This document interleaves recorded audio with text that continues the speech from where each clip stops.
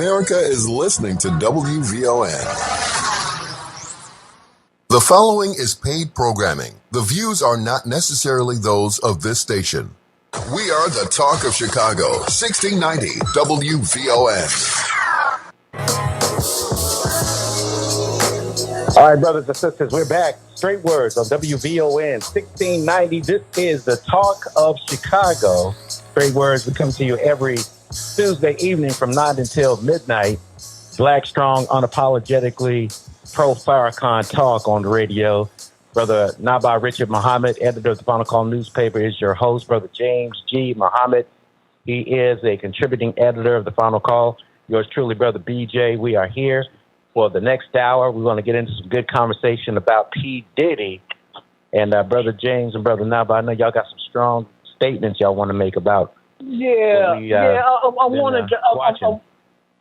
wanted to kind of hang out with the beach blonde, bad-built butch bodies for a few more minutes, right? And if we get any calls, of course, we want to get them in. Because, brothers and sisters, I don't know if you heard, but during a break, there was a little news insert where Representative Crockett talked about how Marjorie Taylor Greene disrespecting her and shutting her down was like she was being put in a position of a slave. Right? So you're talking 2024, and it's master-slave mentality, and a black woman having to declare that she is not a slave. But she's not working as a maid in the 1950s, brothers and sisters. She's serving, she's one of a few select people in American history that will ever serve at that high level of government. This is a country of millions of people. So very few percentage-wise served in the House of Representatives, the U.S. House of Representatives. So my point is this. You know, we laughed about it, and I do like saying bleach, blonde, bad-built butch body. I do like saying that. I'm not gonna lie. I like the alliteration. But the serious side to that, brothers and sisters, is that we are going to continue to see these clashes. That's my point. And I think that when you see these clashes at the highest level of government where there's no decorum. You know, I said last week that the civil war in the country, it doesn't start when the first shot is fired. It starts with a war of words and a war of ideas. It starts with disaffection that I think that Lincoln referred to during the Civil War that this country endured, right?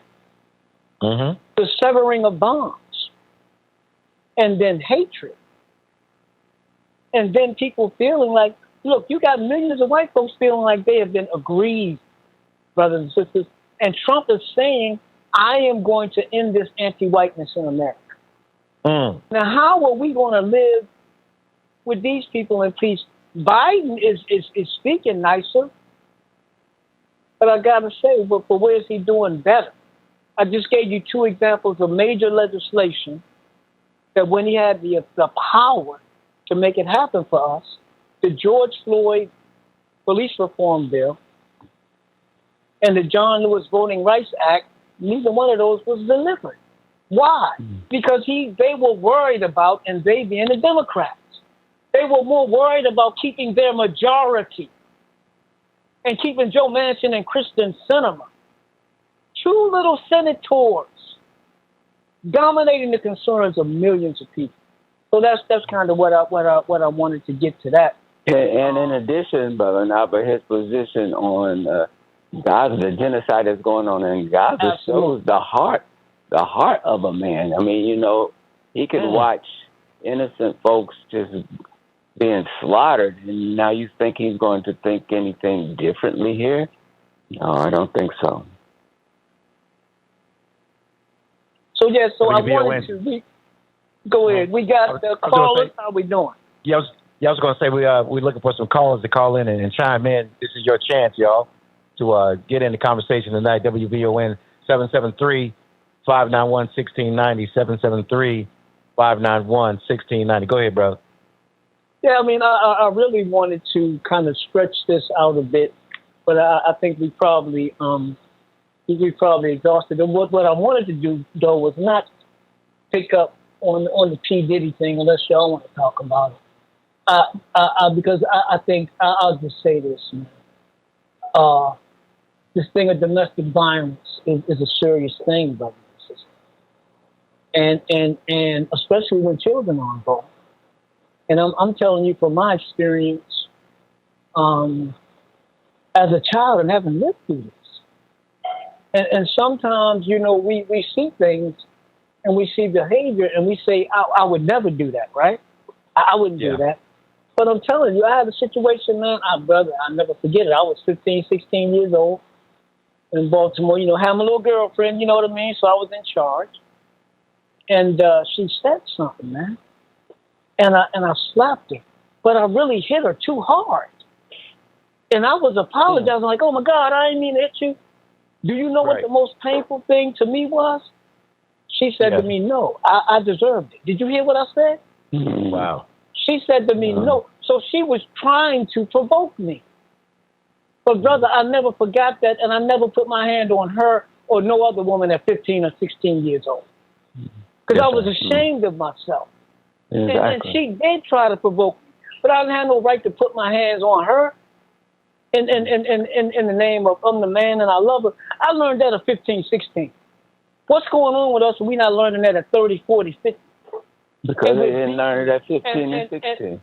Yeah, I mean, and we're beating women, man. I know. We not slapping one is bad enough. So we got to stop this. I remember growing up, you was kind of careful what girl you beat.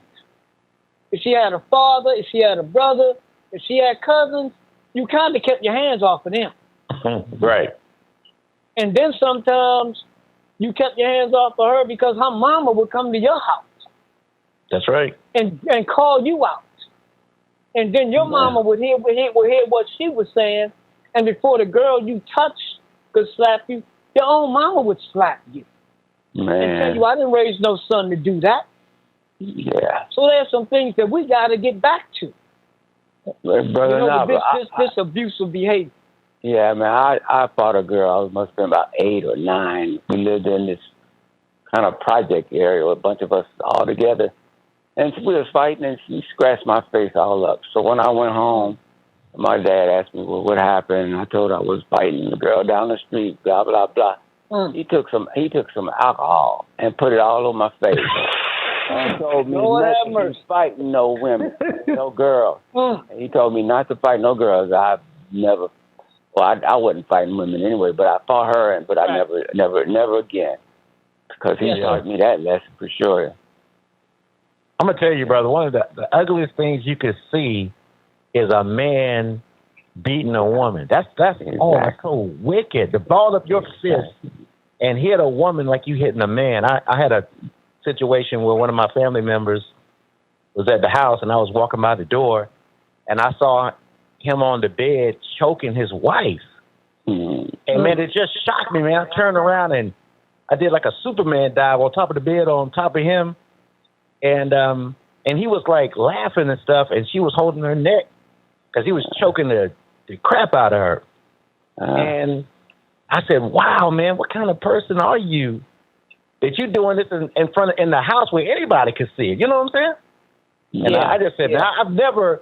I think it's one of the most wicked things to see a man, and then your children watching you beat their mother. Oh my God, brother. Brother, you know, brother DJ, what you said brings me back to this. The white man has made us into himself. Exactly. He's an abuser of his women and children. So, brothers and sisters, that is no daggone excuse. We can't use that as an excuse today.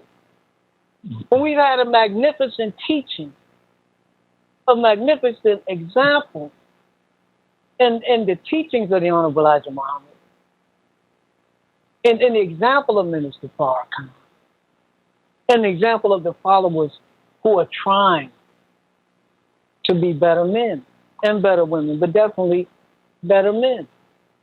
We got to come to grips with this because it becomes not just two individuals, but this thing affects families and relationships, man.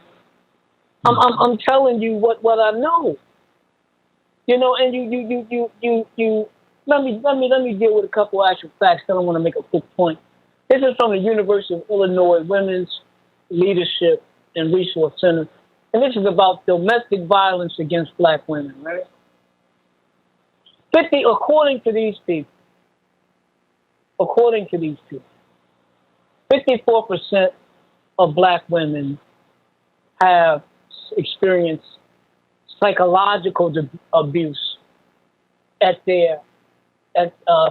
perpetuated by their intimate partners. This way, I mean, we know today, brother, intimate partners could be female or female.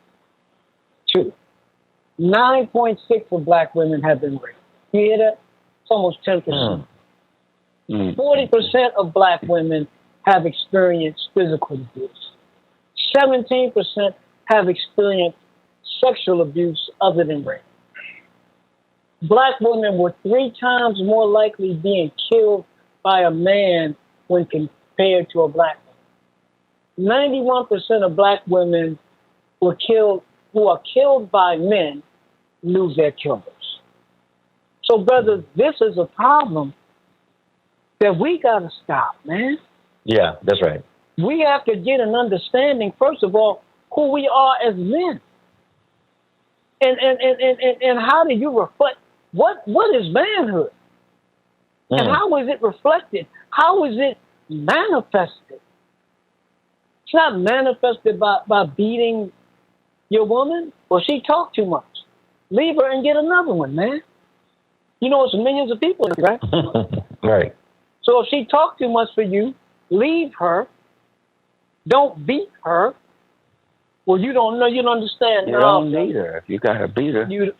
If you got to beat her, you don't need her. And for us to be, look, we cannot. You know, I was watching some other stuff earlier, and it is not just us as men. It is also the way the society responds. This society responds horribly. Horribly. Let me say that again.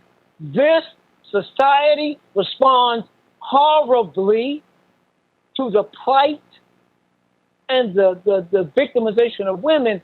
You know, you've had police departments where hundreds of rape kits have just been sitting. They've never been examined. Exactly. Wow. Did you hear me? Yeah. I was watching something earlier today, brothers, and they were talking about, I forget the numbers of complaints, right, of sexual assault rapes that women were reporting to the police. And the number that they investigated was horrible, man. I don't remember what it was, but it was just horrible. Then after the investigation, the numbers that went to court were even more horrible. Then after the ones that went to court, the ones that got convicted and served some type of punishment because they had Kim Foxx on, the district attorney for Chicago. Do you know she's a victim of sexual assault, man? Yeah, she talked about that. You know that? So she was explaining to the news reporter how this is a difficult crime to prosecute.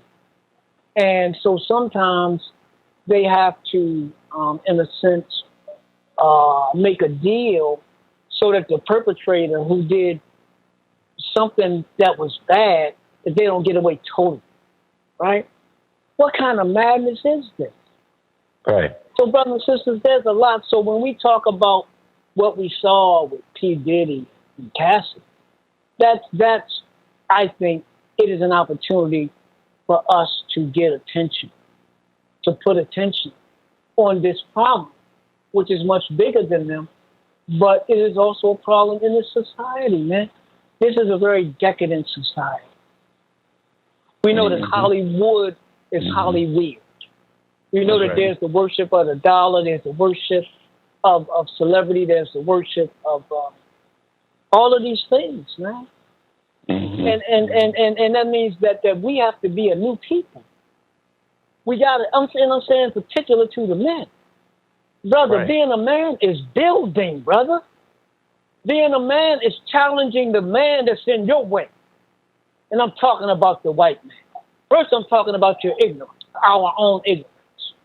Our own ignorance and self-hatred, lack of knowledge, wisdom, and understanding. That's our first problem, right? The black man got to exert some kind of power, brother. And so the white man, like you say, he can't defeat, or he doesn't know how to, or hasn't figured out how to defeat the Caucasian man. So he takes out his frustration on this black woman, who has stood very strong for us as a people over the centuries, man.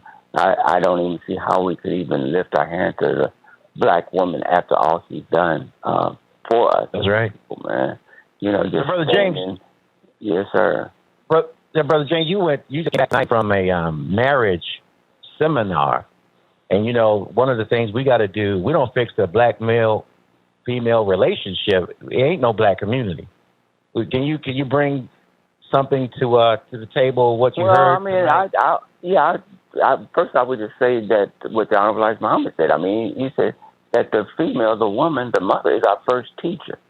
So how can you? I mean, she's the one that lays out her life for you just to bring you here. And once you're here, you can't do anything for yourself except by her help.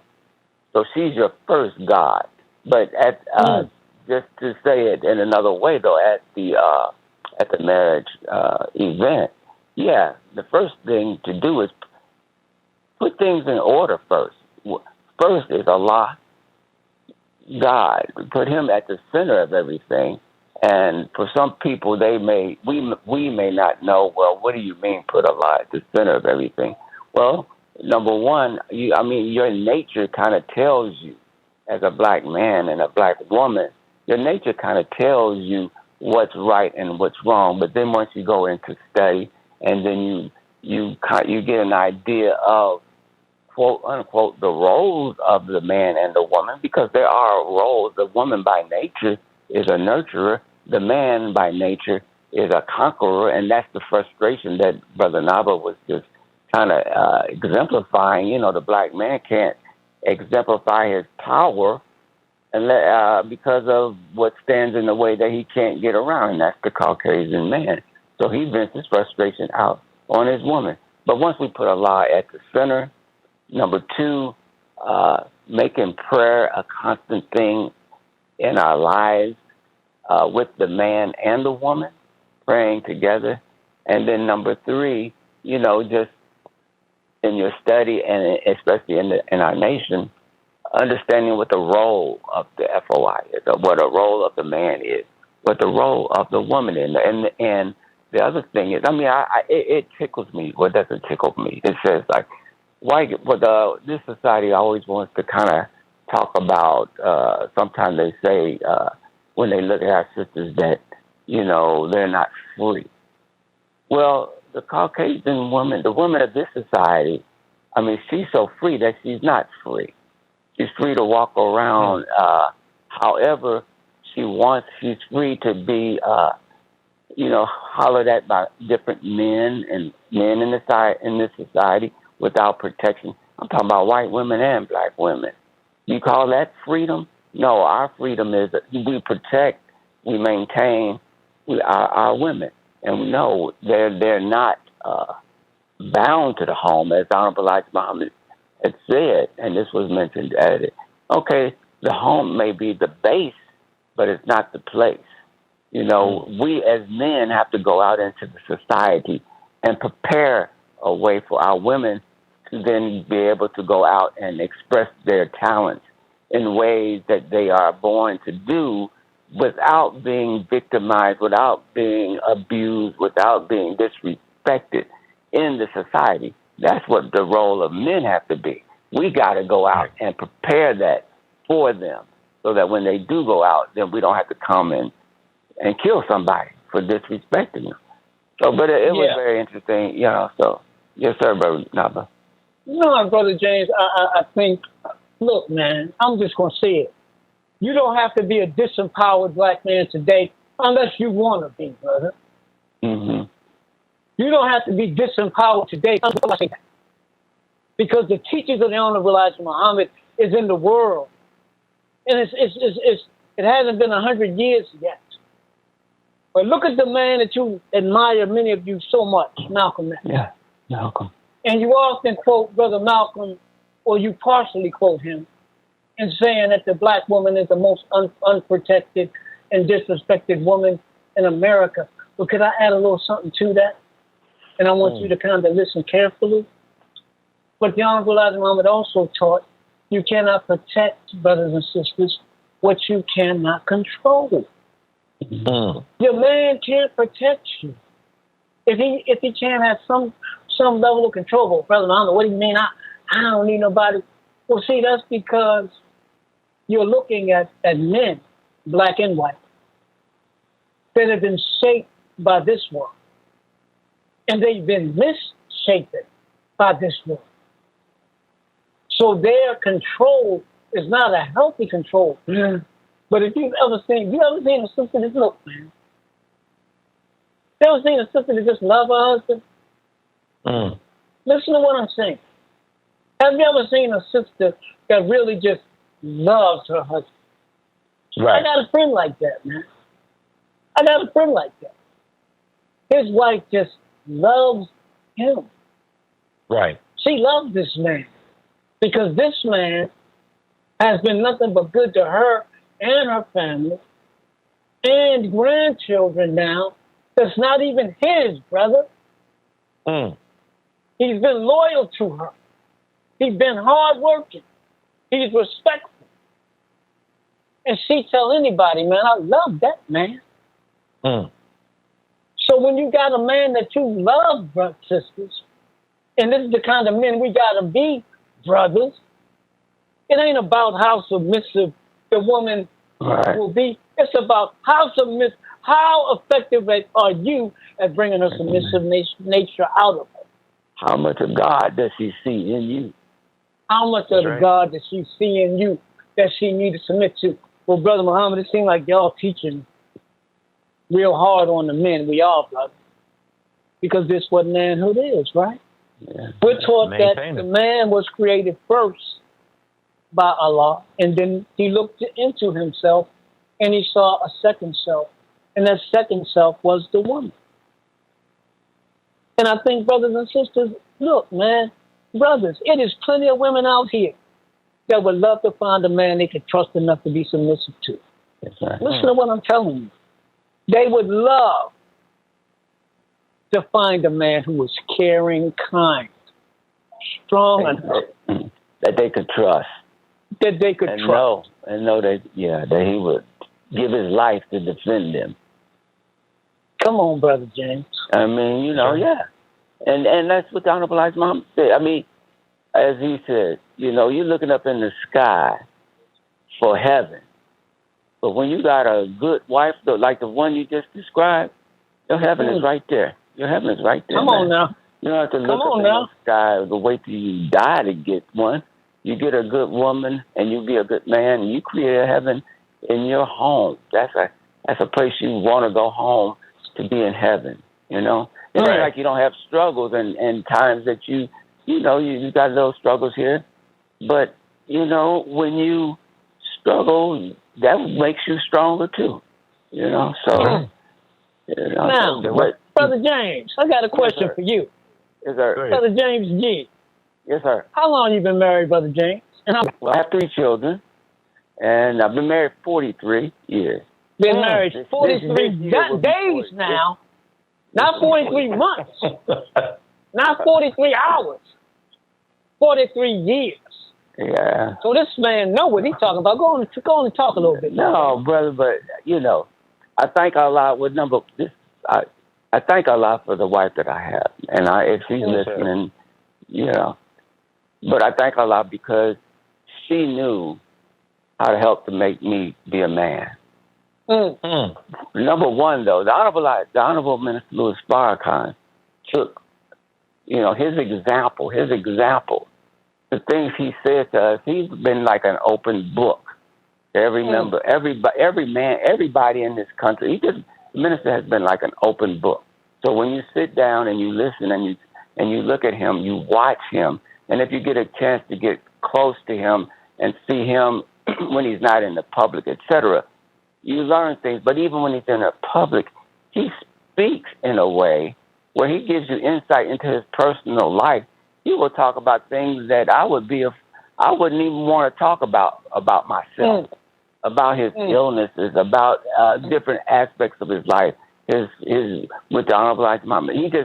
He's an open book, and so by his example, we learn. And the one main thing that I learned was his character. His character, man. You can't fake good character. That's right. You can't be a fake. And the minister is the most genuine, loving man that I have seen. But from that, and my wife being in MGT and learning what they learn, and as you said, Brother Naba'a, I listened to your interview you did. It's very good, and you talked about the MGT, and you said, well, look, what do they learn? Well, you said a few things, but then you said, I don't know the rest. But they in there learning. And so she has brought that into our household and helped not only to make me a better man, but our children. You can tell the fruit by the tree. You can tell the tree by the fruit it bears. And if Go ahead now. By God's grace, if you look at our children, you can see that they had a very good upbringing by a wonderful mother. And then by God's grace, if you look at me, and I would hope you would see, okay, whatever he has at home, it's been good to him. Just by what I represent when I leave, And so I thank Allah. Like I said, if you find a good woman, your heaven is right there. You just have to be able to move through it and pull the best out of it. And so that's right. So I thank Allah. For her. All so right. It's been 43 years, bro. All right. Well, we're gonna close on that, and we're gonna get to the devil in the deep blue sea. Well, not the devil in the deep blue sea. We're gonna get to Mr. Biden, Morehouse, and black men, since we're supposed to be talking about this hour. But brothers and sisters, I really hope that you heard Brother James G. And I hope you heard our conversation. And for any frustrated black man out there, here's what you do, brother. You go to 7351 South Stone Island Avenue. That's right there. Exactly. You come right there, man. You come out on a Sunday and you just sit and you just listen. If you like what you hear, you come back on a Monday. Because the teachings of the Honorable Elijah Muhammad gives you something to aspire to that really makes you a man.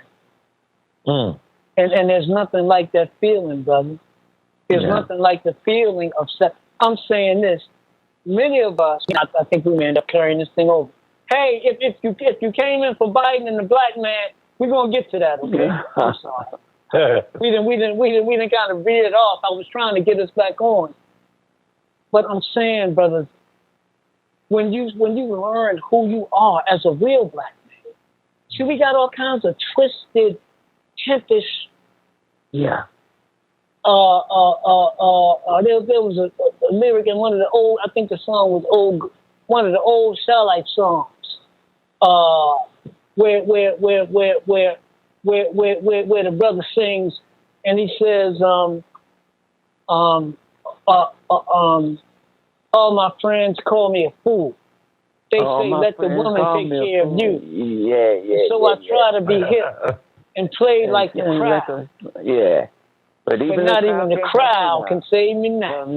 Oh, girl, I'll be in trouble if you leave me now. Yeah. You know? That was in the 70s, man. Yeah. So what am I saying? I'm saying I want us, brothers, to know there's a place for us.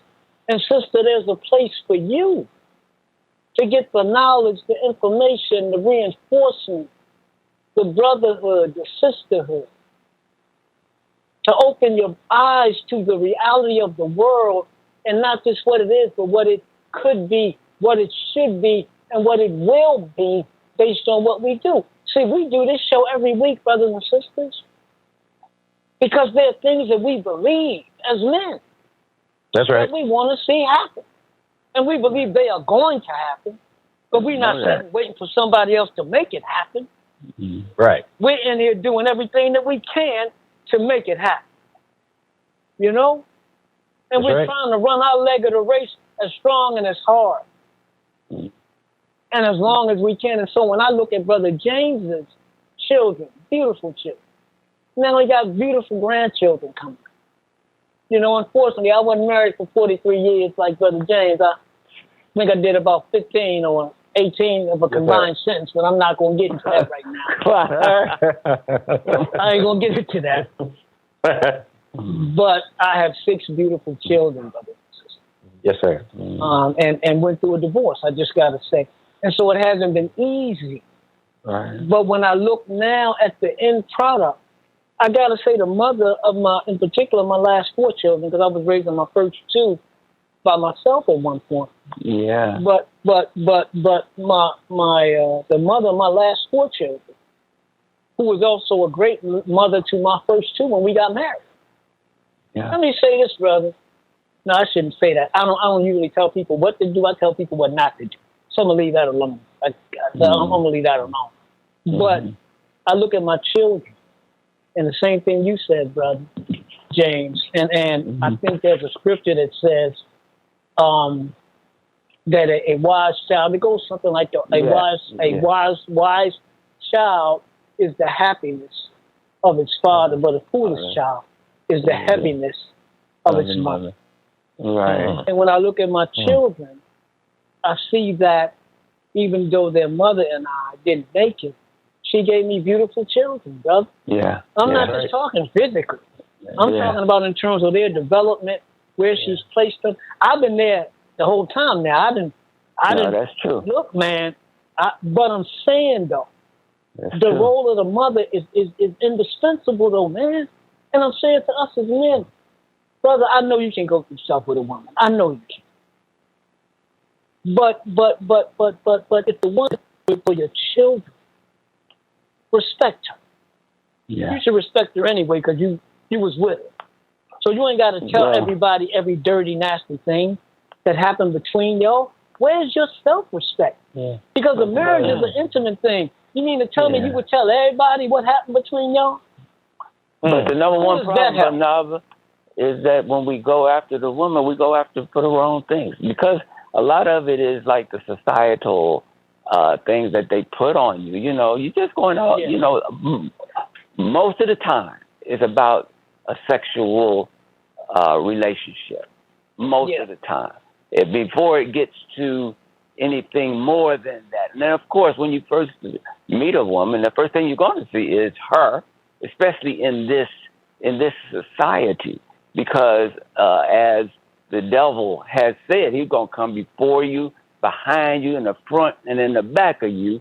And so whatever is supposed to, as God says, do, he's going to say don't do. So if God says the woman, you should cover yourself and be modest, then the devil is going to come up and say, no, girl, show your thing. Show your stuff. So that the brother can be howling like a dog after you, and you know when you walk by what's going to happen. You know when you walk by the brother's going to look, and sometimes you do that because of the way you have, quote unquote, you have been trained, is that, know, you're boobs and behind. So when you walk past clacking your heels and swaying, and you know the brother, you're going to get everybody's attention.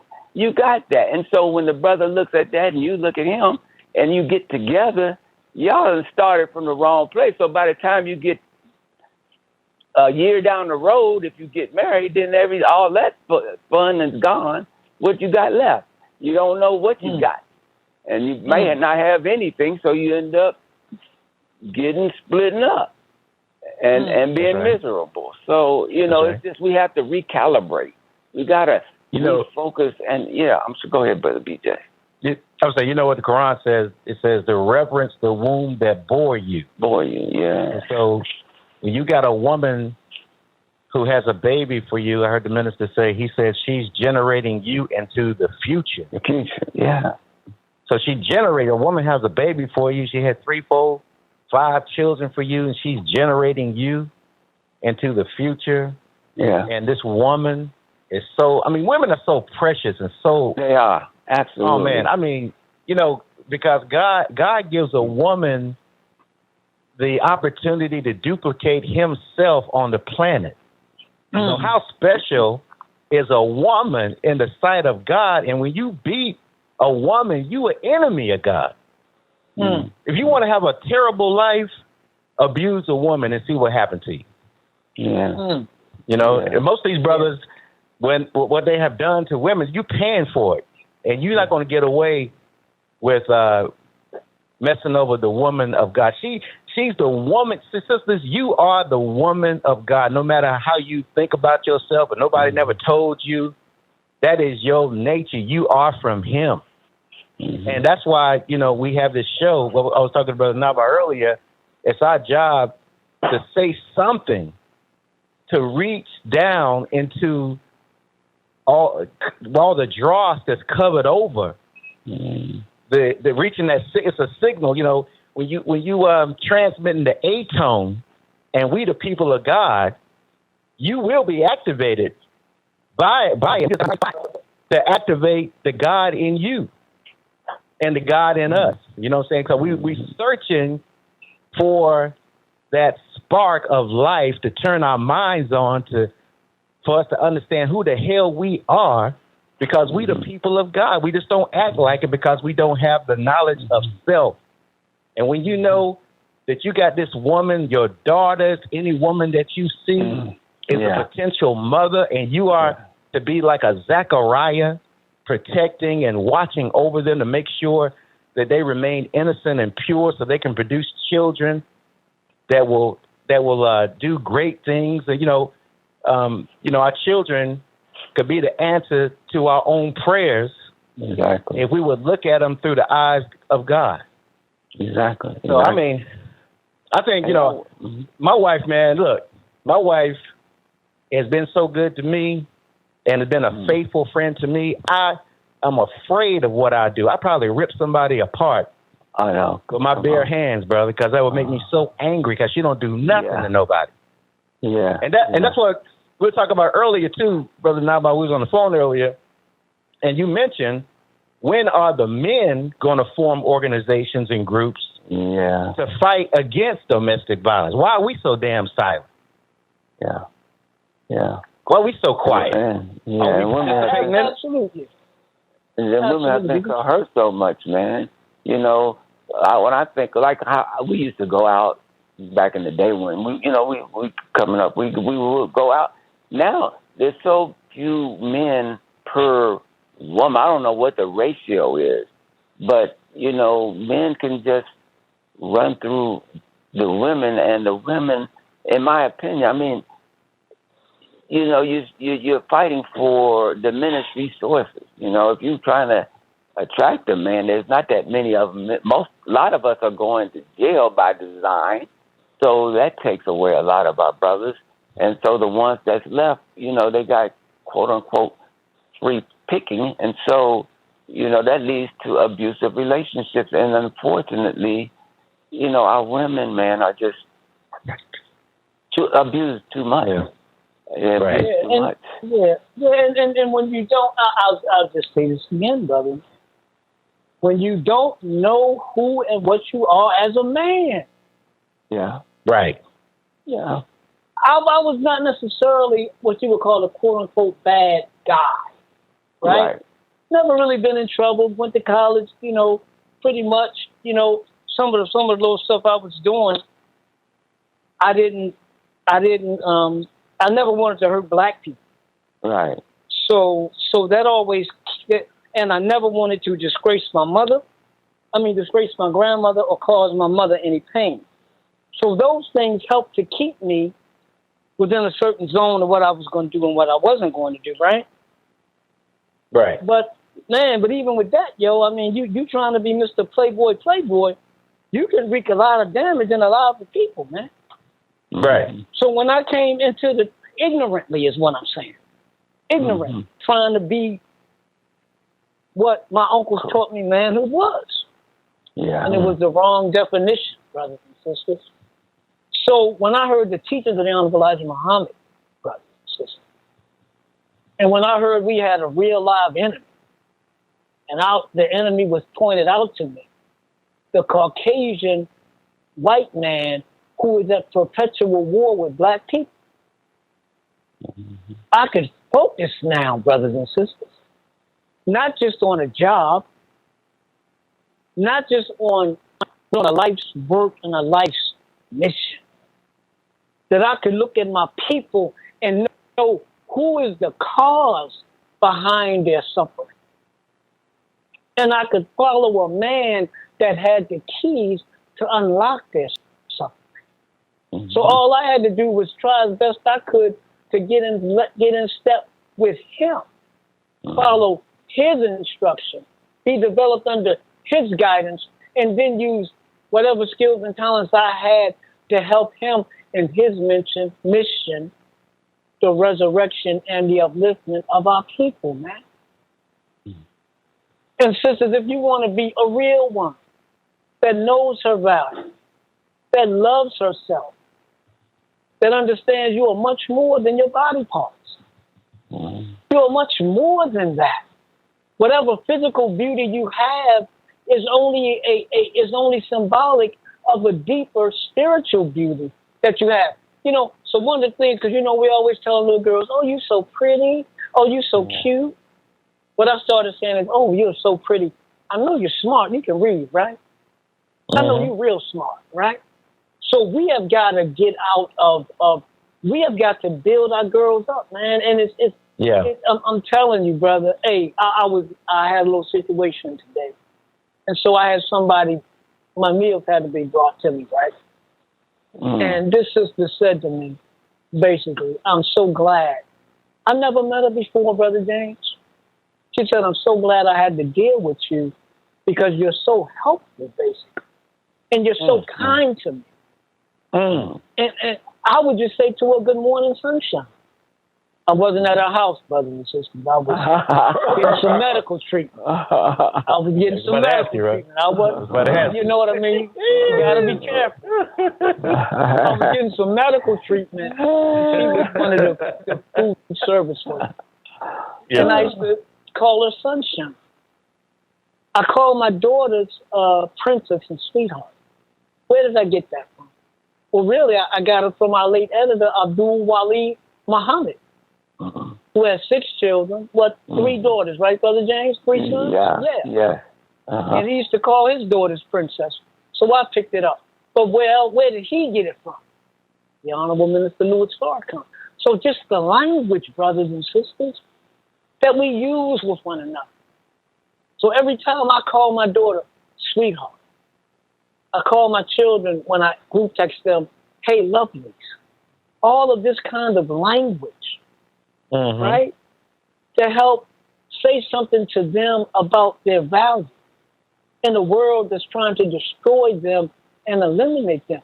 So and just imagine if we just did that with one another, just a little more frequent. And people are really trying it. We really are. Grand rising, people are saying. You know, brother and sister, people are saying. Hey, queen, hey, king, people are saying. I'm seeing on social media some of these sisters that every day, they got something positive to say.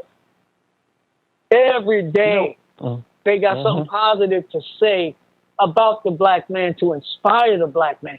So there's a whole movement out there. It ain't just negativity.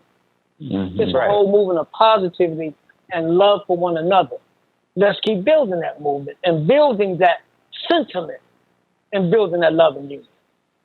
You know what I try to think about myself as, brother, as being a member of the Nation of Islam. I think about myself as a representative of the new world that's coming in of righteousness, right? I need to conduct myself when I deal with people as a representative of the world that God bringing in. Because he said, I'm not of this world.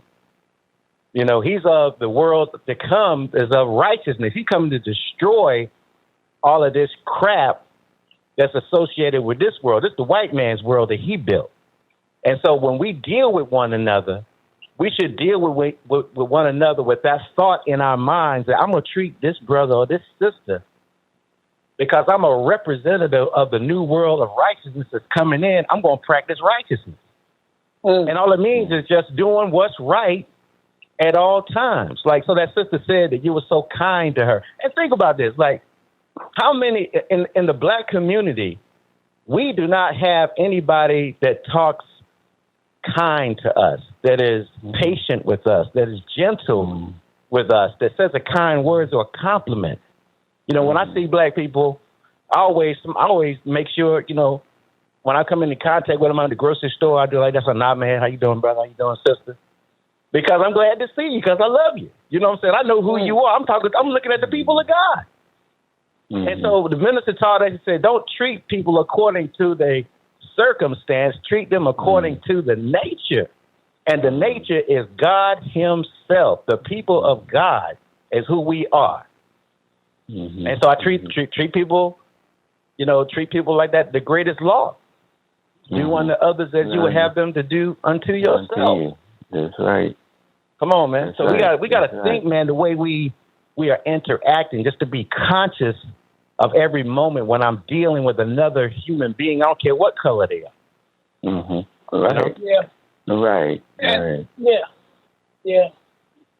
Yeah. You know, Brother Art always talks about this family code of conduct. You can't have a code of conduct for a family until people realize that they are family. And we have to build and protect family, brothers and sisters. And I'm 62 years old, man. I've been, Brother James, I started this, I was 26. I'm now 62. Yeah, man. Tell me about it. I didn't reverse the whole numbers. You know what I mean? Tell me about it, bro. So my point is, I'm not speaking because I got a pipe dream. I've been inspired by a man who has a divine vision. He has shared that vision with me. So now I have my own little vision, so to speak, that fits into this bigger vision. But I'm telling you, brothers and sisters, like what Brother BJ was saying, doing right, it is nothing like, I'm telling you, trying to live right, trying to love your people, having a heart for them, man. You would be surprised. Sometimes you can do the littlest thing, and you'll see tears almost coming to somebody's eyes. That's male right. or female. Yeah, true. Black male or black female. Look, littlest thing, man. You just said the littlest thing. You did the littlest thing. You paid for somebody's meal, or you just let them go in front of you. Yeah. At the grocery store, you got 140 items, they got 3. And you told them, go ahead in front of you. And they're like, no, well, you like, no, sister, brother, go ahead. And they go, wow, man. Yeah.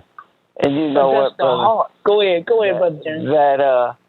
That also helps your health, man. One of our problems is we're stressed out as a people because we're poor. We get cited by the police for no reason. And we have to argue with our neighbor. I mean, we just stressed out people.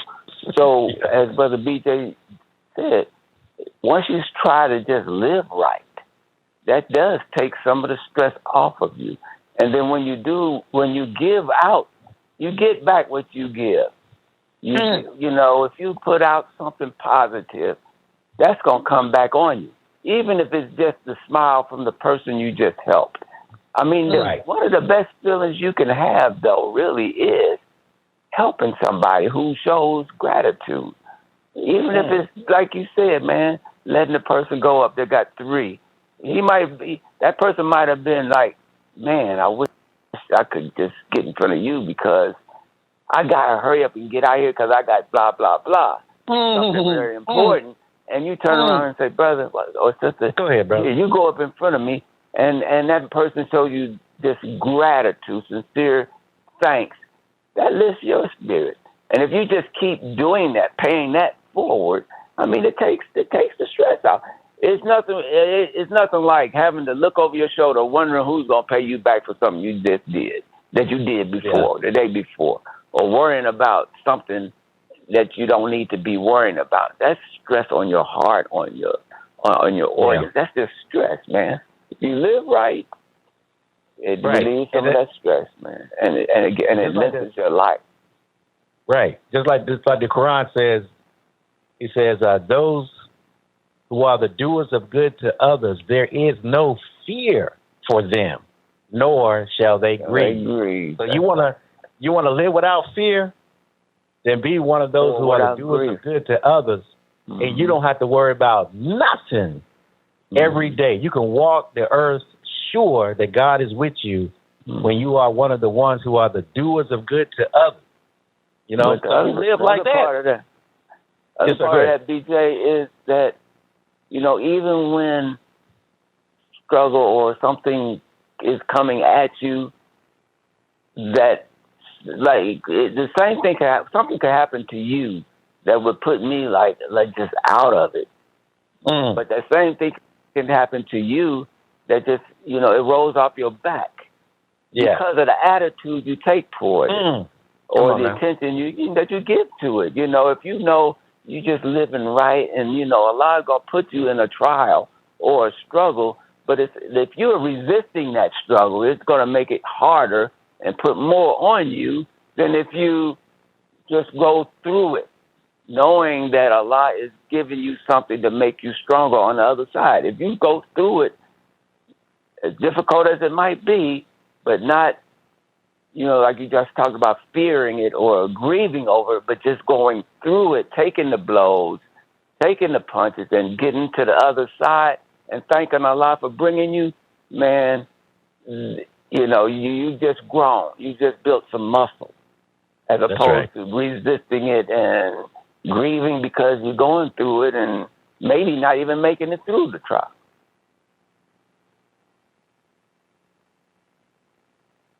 Or not getting the benefit from it once you go through it. But brothers,